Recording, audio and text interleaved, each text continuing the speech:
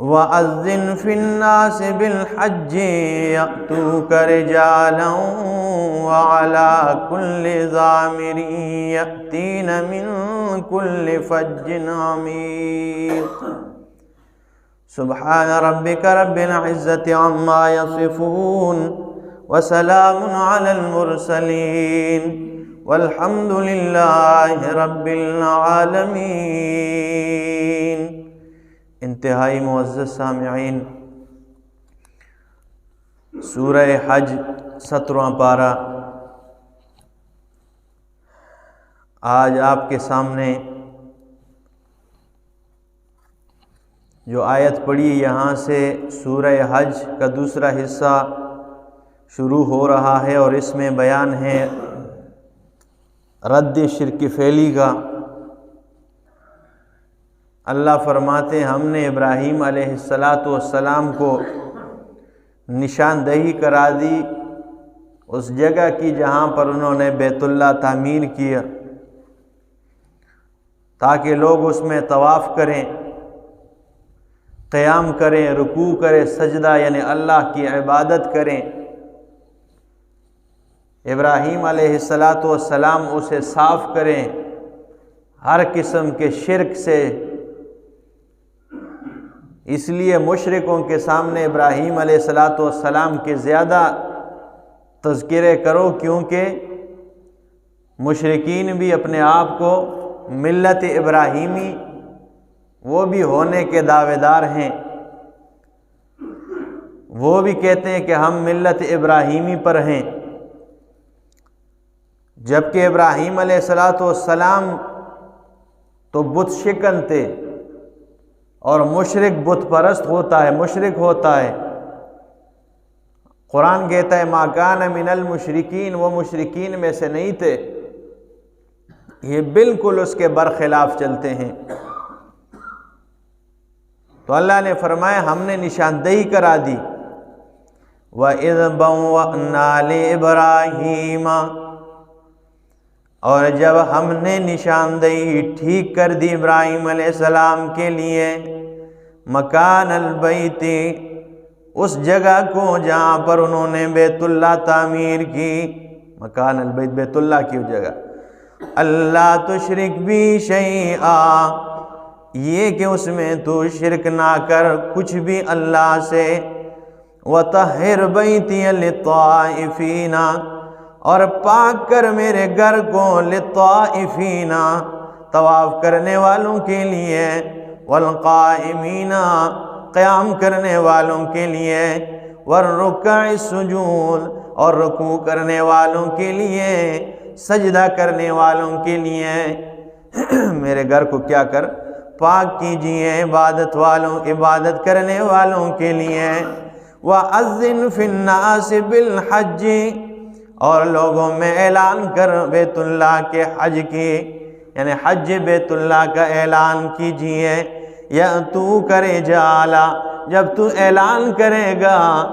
یأتوک رجالا، لوگ آئیں گے بیت اللہ میں، رجالا پیادل چل کر آئیں گے، اور وعلی کل ضامر، ہر دبلی مضبوط اونٹنی پہ سوار ہو کر آئیں گے۔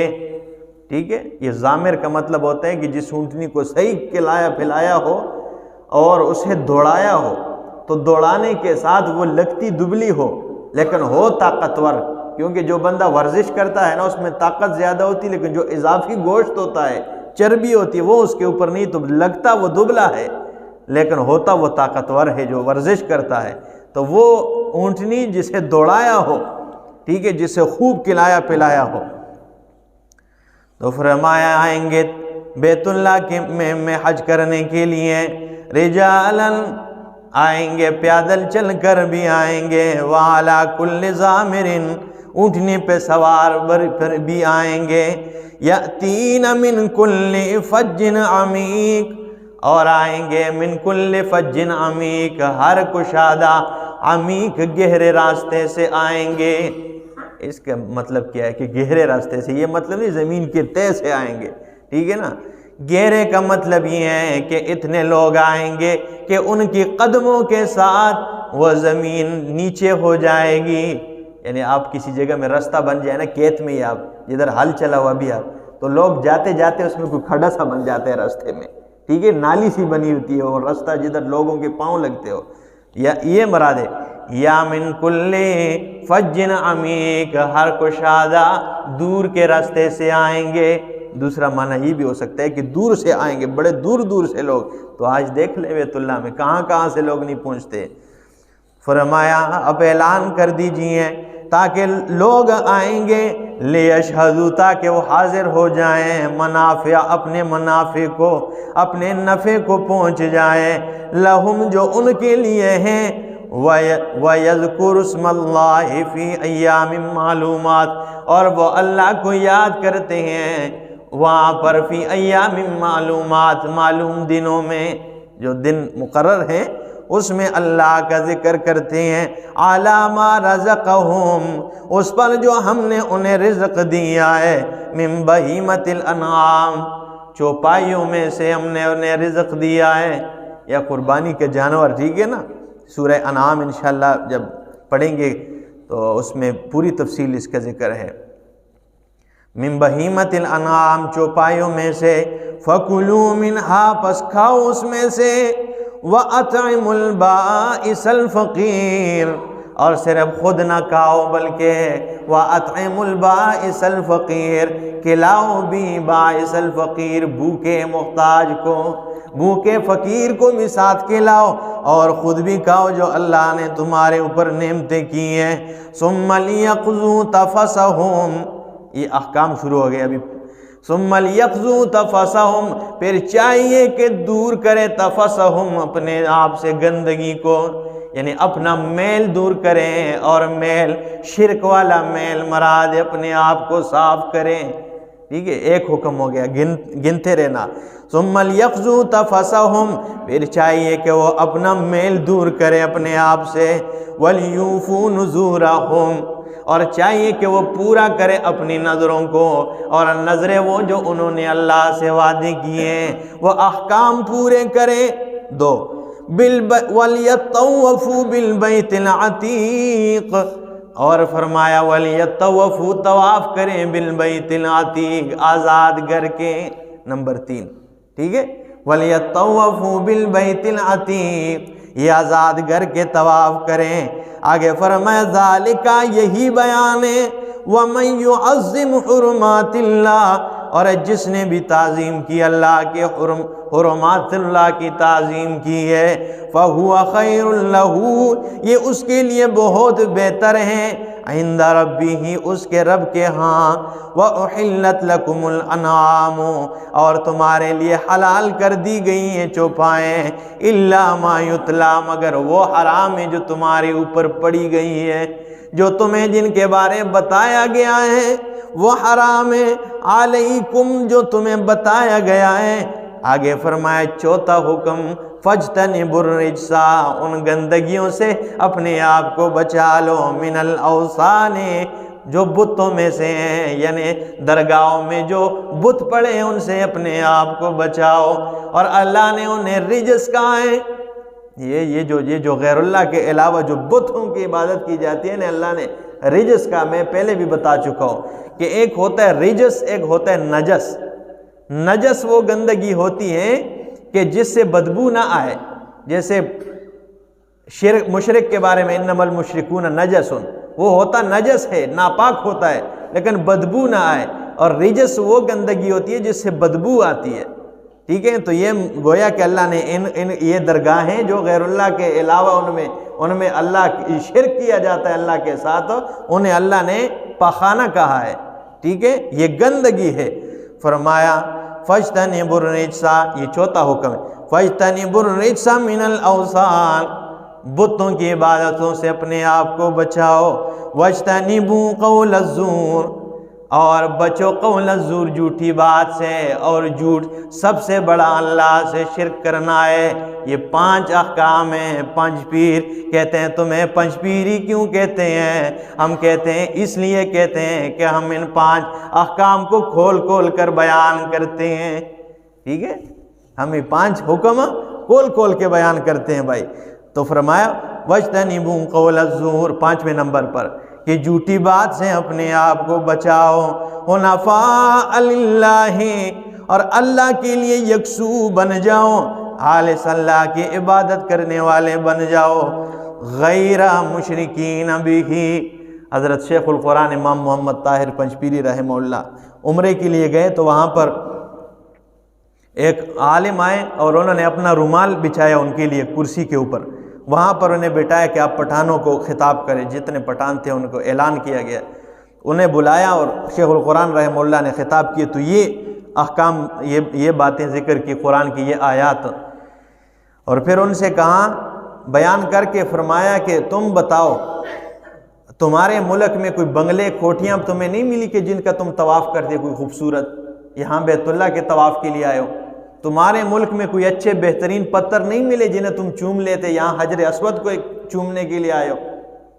تمہارے ملک میں یہ چیزیں؟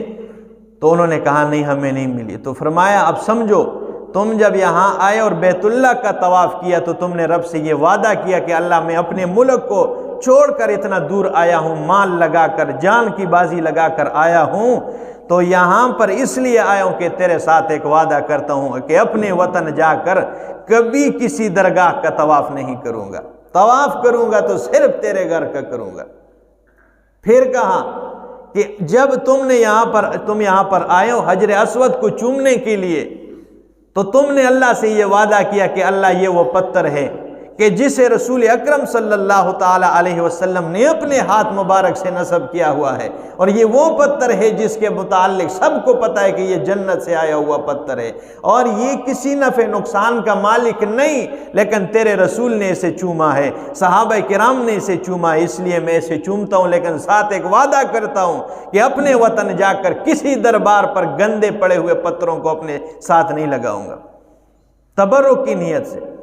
اور جب تم نے یہاں پر زمزم پیا، تمہارے ملک میں کوئی پانی نہیں جو تم پی لیتے، تم نے یہاں پر زمزم پیا اور تم نے رب سے ایک وعدہ کر لیا کہ رب العالمین میں تم سے وعدہ کرتا ہوں کہ تیرے زمزم کو میں نے پیا ہے، اپنے وطن جا کر کسی پیر کا، کسی شرک کے چشمے میں جا کر وہاں پانی نہیں پیوں گا، جہاں پر شرک کی بدبو آ رہی ہو۔ پانی تو بندہ ویسے پیتا ہے، لیکن جہاں سے شرک کی بدبو کے فلاں جگہ تبرک دا پانی نکل آیا جی، یہ جو پھر شرک کا اڈا کھول جاتا ہے اور منجاور آ کر بیٹھ جاتے ہیں اور لوگوں کی جیبوں کو خالی کرتے رہتے ہیں۔ تو رب سے وعدہ کرتے ہو تم کہ اللہ ہم اس قسم کی بات پھر نہیں کریں گے وہاں جا کر۔ اس طریقے سے لوگوں کو سمجھایا اور بیان کیا شیخ القرآن نے، اور یہ آیات پڑھی تو فرمایا حنفاء للہ، ہو جاؤ یا اللہ کے لیے یکسو ہونے والے، غیر مشرکین بہ، اس کے ساتھ شرک کرنے والے نہ ہو، وَمَن يُشْرِكْ بِاللَّهِ، جس نے بھی اللہ کے ساتھ شرک کیا، فَكَأَنَّمَا خَرَّ مِنَ السَّمَاءِ، گویا کہ وہ آسمان سے گر پڑا ہے، فَتَخْطَفُهُ الطَّيْرُ، اسے پرندوں نے نوچ لیا ہے، او تہوی بہ الرِّیحُ، یا ہوا اڑا کے لے گئی ہے، فی مکان سحیق، دور کے مکان میں۔ اب آیت کی سمجھ کیسے آئے گی؟ ٹھیک ہے، ہم تو یہی سمجھیں آج تک نا کہ بھائی جو شرک کرتا ہے آسمان سے گر گیا، قربان جاؤں خدا کی قسم ہے ایسا۔ شیخ القرآن امام محمد طاہر پنجپیری رحمہ اللہ فرماتے ہیں کہ اس آیت کا مطلب یہ ہے، مثال سمجھئے وَمَن يُشْرِكْ بِاللَّهِ، جس نے اللہ سے شرک کیا، فَكَأَنَّمَا خَرَّ مِنَ السَّمَاءِ، اللہ نے دین اسلام کو اور اللہ نے اس قرآن کو اللہ نے تشبیہ دی ہے آسمان سے، اللہ نے توحید کو آسمان سے تشبیہ دی ہے، اور آسمان میں سورج بھی ہے، چاند بھی ہے، ستارے بھی ہیں۔ اب معنی سمجھیے، مطلب سمجھیے اس آیت کا کہ جو بندہ توحید سے نکل گیا، وہ شرک کرنے لگا، گویا وہ آسمان سے گر پڑا ہے اور قرآن سے بھی دور ہو گیا ہے۔ قرآن سورج سے بھی دور ہو گیا ہے، اور نبی کی سنت جو ہے وہ چاند ہے، وہ چاند سے بھی دور ہو گیا ہے، اور صحابہ ستارے ہیں، وہ ستاروں سے بھی دور ہو گیا ہے۔ ٹھیک ہے، وہ سورج سے دور ہو گیا، وہ چاند سے دور ہو گیا، ویسے اللہ نے فرمایا آسمان سے گر گیا، یہ اس کا مطلب ہے کوئی؟ تو وہ سورج وہ قرآن سے دور ہو گیا ہے، سراج اللہ نے نہیں فرمایا، اور چاند سے بھی منیر، نبی اکرم صلی اللہ تعالی علیہ وسلم کو سراج بھی کہا ہے، منیر بھی کہا ہے، تو اس سے بھی دور ہو گیا۔ اور یہ بندہ جس نے شرک کیا یہ ستاروں سے بھی دور ہو گیا، یعنی یہ صحابہ سے بھی دور ہو گیا ہے، اس کا تعلق کٹ گیا ہے۔ تو جب ان سے گر پڑا ہے تو فَتَخْطَفُهُ الطَّيْرُ، اسے پرندوں نے نوچ لیا ہے۔ اور پرندے یہ جھوٹے پیر اور جھوٹے مولوی ہیں، پھر جو اسے جیب پر بس ڈاکوؤں کی طرح پڑ جاتے ہیں اور اسے ہر طرف سے نوچ نوچ کے، جاؤ بھائی کوئی اور بھی پڑا ہے تو لے آؤ۔ تو یہ مولوی اور پیر گندے جھوٹے یہ اس پر یہ پرندوں کی طرح نوچتے ہیں۔ پرندے وہ جو مردار ہیں، ٹھیک ہے، تو مردار پرندے اس پر جو ہے نا نوچ نوچ کے اس بیچارے کو، یا اگر مولیوں سے بچ جائے کسی طریقے سے تو او تہوی بہ الریح، لا دینی اور بے دینی اور شرک کی وہ خباثت اسے وہ ہوا کی طرح اڑا دیتی ہے، اور اڑا اڑا کے اسے دہریت کے کھڈے میں جا کے گرا دیتی ہے، اسے دہریت کے دور کے کھڈے میں جا کے گرا دیتی ہے۔ اب آیت کی سمجھ آئی ہے؟ مزہ نہیں آیا؟ مجھے تو بہت آیا جی۔ اللہ قبر کو نور سے بھر دے حضرت شیخ القرآن اور تمام علماء حق کا۔ ذالکہ یہی بیان ہے، وَمَن يُعَظِّمْ شَعَائِرَ اللَّهِ، اور جس نے بھی شاعر اللہ کی تعظیم کی، شاعر اللہ بیت اللہ بھی شاعر اللہ ہے، جس چیز کو اللہ نے اپنی عبادت کی علامت بنائی ہے وہ شاعر اللہ ہے، بیت اللہ شاعر اللہ ہے، قرآن شاعر اللہ ہے، اور اسی طرح مساجد بھی شاعر اللہ ہے، مدارس بھی شاعر اللہ ہے، اور علماء حق بھی شاعر اللہ ہے۔ تو جو علماء حق کی مخالفت کرتے ہیں گویا وہ شاعر اللہ کی مخالفت کرتے ہیں، لیکن علماء وہ جو قرآن کو کھول کھول کے بیان کرتے ہیں، وہ نہیں جو چھپاتے ہیں، ٹھیک ہے، کہ بھائی ہمارے پیٹ کا کیا ہوگا، بچے ہیں، کیونکہ اللہ پہ یقین نہ ہو تو وہ کوئی عالم ہوگا۔ وَمَن يُعَظِّمْ شَعَائِرَ اللَّهِ، جو شاعر اللہ کی تعظیم نہیں کرتے ہیں، فَإِنَّهَا مِن تَقْوَى الْقُلُوبِ، اور جو شاعر اللہ کی تعظیم کرتے ہیں تو یہ تقوی قلوب میں سے ہے۔ لَكُمْ فِيهَا، تمہارے لیے اس میں منافع و فائدے ہیں، إِلَىٰ أَجَلٍ مُّسَمًّى، ایک وقت مقرر تک، ثُمَّ مَحِلُّهَا، پھر اس کا جانا ہے إِلَى الْبَيْتِ الْعَتِيقِ، یعنی اس قربانی کا ایک آزاد گھر کی طرف، یعنی بیت اللہ کی طرف۔ باقی تفصیل انشاءاللہ اگلے جمعے اگلے درس میں۔